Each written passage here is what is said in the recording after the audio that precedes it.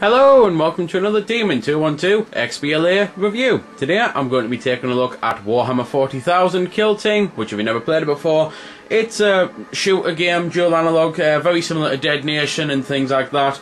Although, in all honesty, I actually think it's better than Dead Nation. As much as I love Dead Nation and think it's one of the best downloadable titles to come out ever, I think this takes it up a notch. And how did THQ reward the team who made it? By disbanding them. So I don't know if we'll ever get a sequel. It depends on if they're just moving them to another location or something, but the news broke today that they were getting rid of them, and it really is a shame because I think this is absolutely fantastic. It pretty much matches every need that you have as a Warhammer fan and a dual analog fan. If you like both of them, go get it. If you only like one of them, still try it out, especially because there's a demo. So at the start you've got campaign, survival, you can check your player stats, you can check the leaderboards, you can check your achievements. The codex is there, as is pretty much infamous with Warhammer, that you can get codexes telling you about the units and that, and you can unlock more as you encounter units. The help and options is pretty self-explanatory. You can't customise your controls, but you don't really need to because only 4 buttons actually do anything, so there's not exactly a problem with them. Settings wise, you can change the odd thing, but not much. So let's start with campaign mode. Obviously survival mode, there's no point really showing it because it's just survival mode. You're trapped in a room, enemies come at you, there's 5 rooms to choose and you just have to go for high scores. Mission wise, there's only 5 levels on the game. However, there's much replayability with it because it encourages you to beat the level with every type of marine. There's 4 of them, and in co-op. As you can see, I've beat the game on co-op but not done any of the mission single player yet, and when I do I'll have to beat it as all 4 to get a score on all of them and to get achievements and that. There's then also 10 collectibles in every mission to find, and some of them are pretty hard to find, some of them are pretty hard to get purely because they're done in like chase scenes and you have to get them and live at the same time. But I'm going to cut into it because the loading can take a little bit of a long time, especially for a downloadable title. So, there we go. This is where you choose your marine then. For some reason you actually choose it after the mission's loaded and then it loads again.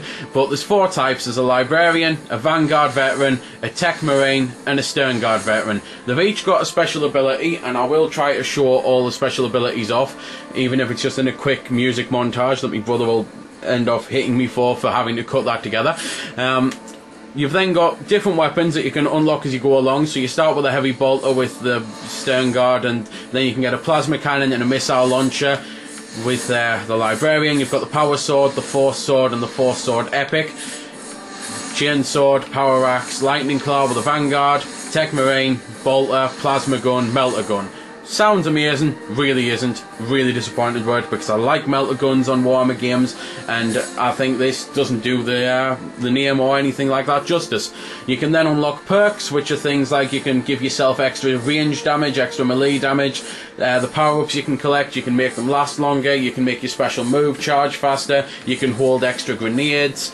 So I'll just choose for now then special move charge and special move enhance, because it's the special moves I really want to be able to show off, and I might as well start with a melter gun and show that off. Story wise, you get the enforced bit of cutscene here or there, but there's not much to it. The whole point is you are an elite squadron and you're sent in to destroy a warship. That's what the 5 levels are. You're going through different sections of the ship trying to destroy it and stop the orc invasion.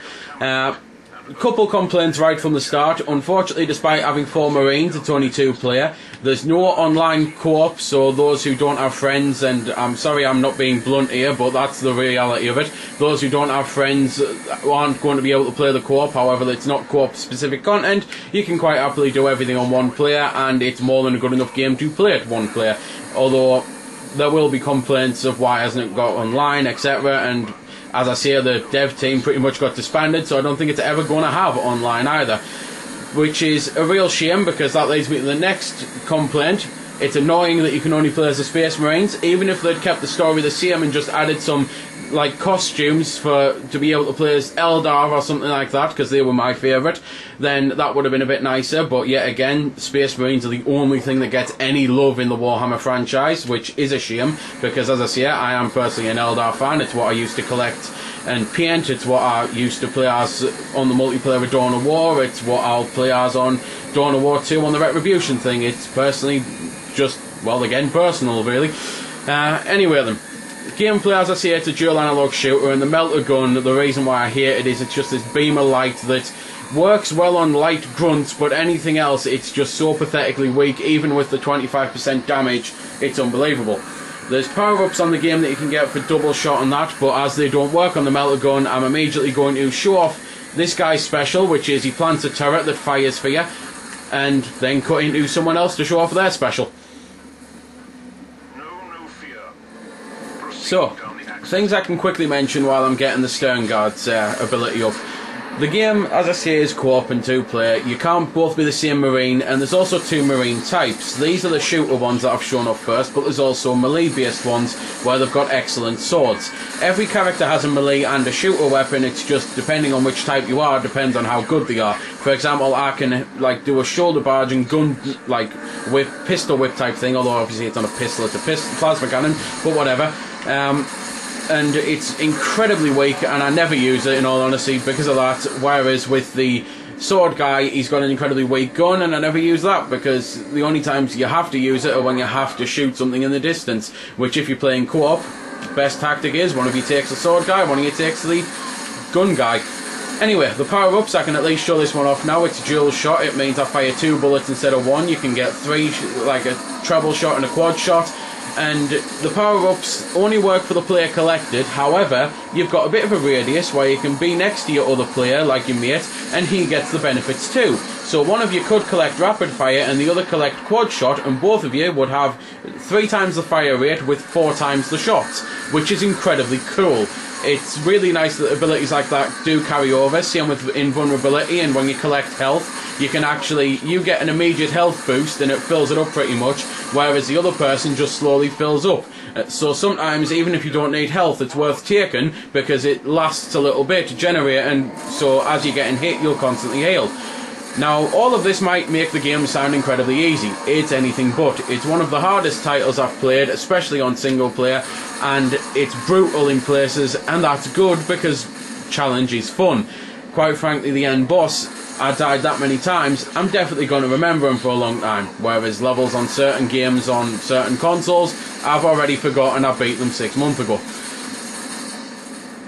So, I've mentioned the shooting, I've mentioned the fighting in general. There's also mission type things to do, which is quite simply going over to a pad and holding Y to activate a switch or things like that, or destroying specific things to allow a bridge to open and other such things. You can it's every now and then find these little radar checkpoint things where you can push Y and you can change your perk loadout or your weapon loadout and things like that. So I'll show off the missile launcher while I'm here. And I'm also going to be able to show off the focused fire, which is basically turns any weapon into a mega machine gun. It's excellent. So I've currently got the rapid fire on now anyway, so it's a bit faster. But if I do this, it becomes a lot faster. And quite frankly, when you've got this with the auto fire and someone's got a quad shot, nothing stands in your way for longer than a few seconds. Unless it's a boss, and even then, double the few seconds to maybe a little more than a few seconds, and the section gets blasted off. It's incredibly sweet that it works like that.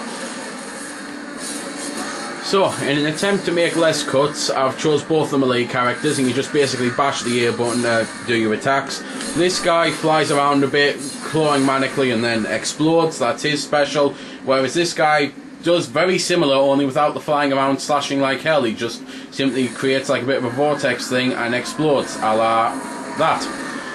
So, character-wise on the game, all of them play uniquely, all of them play absolutely amazingly. I think the whole design of the game is excellent, and I really would like to see a sequel. So I hope them moving it, like shutting the dev team down, doesn't mean that we won't get a sequel, because this is, as I say, one of the best downloadable games I've played this generation, bar none. It's maybe a bit short with 5 levels, but again, you've got the survival modes, which you do need to beat them with gold medals in order to actually get an achievement, so there's playability there, because I doubt you're going to get them on your first go, even on co-op. There's the collectibles on the missions, which I've had to replay every level at least once, and most levels 2 or 3 times to be able to find them all. The levels themselves are pretty lengthy and there's quite a bit to do on them, so for 800 points you're definitely getting one hell of a bargain, especially because I heard this game was supposed to be 1200, yet it definitely only cost me 800. On co-op, as you've just seen there, when one of you dies, you can revive the other by holding the Y button, but he will come back after a period of time anyway. And again, that makes the co-op a little bit easier, but to be fair, the last level's so brutal, it's similar to Gears of War's boss, where you had to kind of beat it co-op a few times to learn how to be able to do it on your own. At least I've found that with Gears of War. So, not really much left I can say about the game. Graphically it looks really well, the models are all nice and things like that. There's quite a bit of blood and splatter around the place, and musically it sounds half decent, so I'll shut up and let you listen to a bit.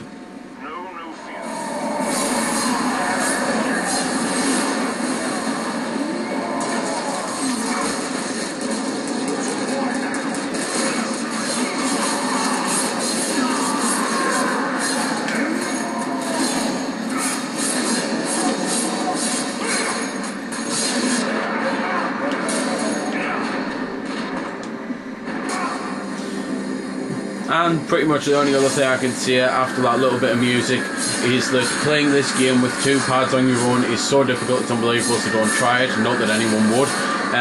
But on a serious note, it's that you've just seen us go back to a checkpoint there, because there are checkpoints spaced out here and there. Some of them you'd quite frankly think, why is there a checkpoint so soon, whereas other times you're thinking, oh god, why isn't there a checkpoint here, why isn't there a checkpoint here? Enemy-wise as well, I might as well mention it just for the Warhammer people who do actually care about this sort of thing, because I like that there's the little things included. It's mainly orcs, there are some Tyranids in there, but other than that, that's pretty much it. Again, you don't even see the Eldar or anything or fight them. You don't see any of the Dark Eldar, any of the... I can't remember the names, Imperial Guards. It's been a long time since I collected Warhammer. So it's just same old with the orcs and the Tyranids, but at the end of the day, who doesn't like killing orcs? So there we go then. That's been the review. I hope you found it helpful. I don't score the games because that's based purely on opinion, so instead I'll leave you to make your own mind up. So thanks for watching, and if you've got any questions about the game that I didn't answer in the vid or that hasn't been answered in the comments, then feel free to ask and I'll help if I can. Also, if you did find it helpful, don't forget to check out my channel because there's plenty more like this up there, and don't forget to subscribe because there'll be plenty more to come as well. So until next time, this has been Demon212, signing off.